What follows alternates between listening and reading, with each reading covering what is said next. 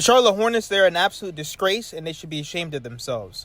So per Barry Jackson, the Charlotte Hornets chief communications officer conveyed to me that the team will not be disclosing if the Hornets knew of the NBA's investigation at the time of the trade, whether it had any knowledge of sports bookings flagging bets involving Rozier 10 months prior, and why they did not inform the Heat if they did know. First of all, think about it. If they were blameless, okay, if they didn't know, what, then they would come out and say it. Now they're ducking and dodging questions. Obviously they know. Why do you think they don't want to disclose anything? Why do you think they don't want to say anything? They knew. And that is exactly why you can prove the jealousy, envy, and hatred that the NBA has for the Miami Heat. I don't care what anyone says. They made it clear already. The betting company went to the NBA. The betting companies, these guys want to win their bets. They want to rip me and you off. They want to rip us off on our parlays. They want to end up winning at the end. Always remember this. When it comes to gambling, the house always wins. They don't want people actually making tens and 15,000. They don't want that. You think they want us making millions of dollars? Absolutely not. So that's why when the NBA comes and says, oh, well, we didn't really find anything wrong. No, the betting company always wins. How do you guys not know that? You think the betting company wants us to make millions of dollars? Absolutely not. And the fact that the Charlotte Hornets are like, oh, well, we plead the fifth. We're not going to say it. We're not going to say anything. We're not going to tell you if we knew or not. Of course you knew. Because guess what? If you guys were innocent, wouldn't you just come out and say you didn't know? Just think about it like this. If the Charlotte Hornets didn't know, don't you think they would want to come out and clear their name? Now, including the NBA, there are 3 parties in a transaction, which means the trade. It's the NBA and the 2 teams. When you have 1 or 2 that have damaging information and information is withheld from the third party, which is Miami, that's unacceptable. The NBA must do the right thing and give the Miami Heat a draft pick. This is pretty outrageous, and Heat the muling its next move. To this point, the NBA has declined to answer any of the 6 questions forwarded by the Sun Sentinel regarding transparency over the status of the investigation regarding Terry Rozier's status at the time of the 2024 trade to the Miami Heat. A follow-up request was just forwarded. Of course, listen, the NBA, they're going to be ducking and dodging everything. Because once again, they said they did an investigation, but they cannot subpoena. They are the NBA players are not required to even show up, okay, to any of these investigations. They're not the feds. Now, when the feds get involved, like I said, now you can't duck and dodge those guys. And whenever the feds come and get you, they got you. They have all the information. They've been doing this for years now, building this case. And that's the part that I don't like about the NBA. You guys know you messed up.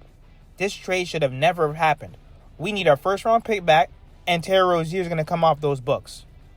YesJulz tells Neon she misses LeBron James and wants him back on the Miami Heat. Let's get into the video. Do I miss LeBron? I wish he was still on the Heat. Yes, very much so. We need him back in Miami. Are you a LeBron fan? I love LeBron. He's the best basketball player in the GOAT, right? GOAT. LeBron or Jordan? LeBron. I feel you. Shout out to LeBron.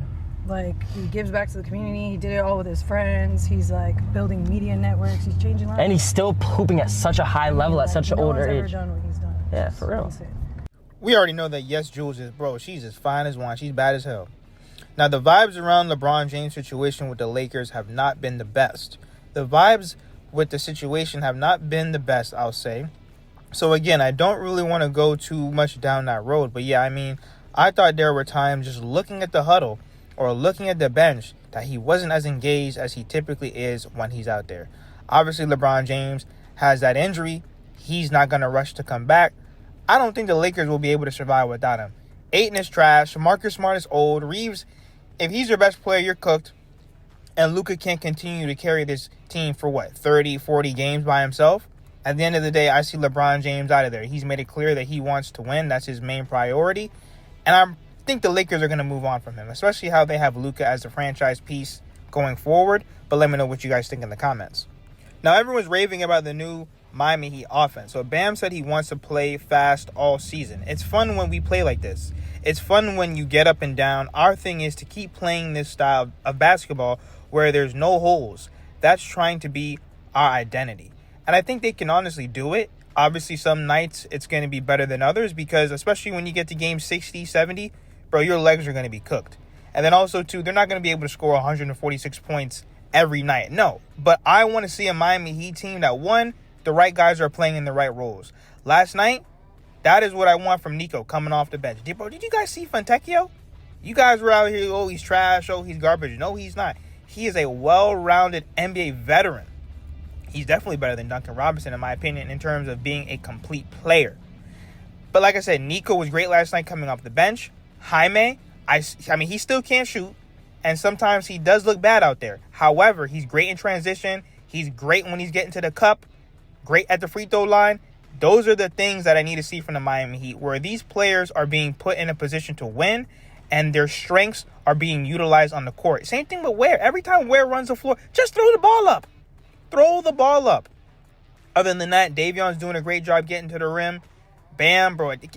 Look at Bam at the 4, hitting all those three-point shots. Is he going to do that every night? No. But once again, we are playing guys to their strengths. Bam does not want to play the center anymore. So fine, you put him at the 4. And overall, the defense has been solid. I think this Miami Heat team is going to be a lot better than what people think.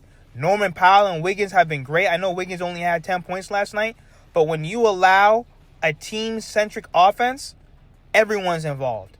You don't know who to guard anymore. You don't know who's shooting the basketball. And I think that's what's great. It's fun when we play like this. It's fun when we can get up and down. We can run with that pace. And obviously, miss or make shots dictate that. But our thing is just to keep playing this style of basketball where there's no hole. We're swinging, we're cutting. Like I said, it's hard to scout a team when everybody's live. So that's what we're trying to get to. That's trying to be our identity. I promise you guys, do not sleep on this Miami Heat team.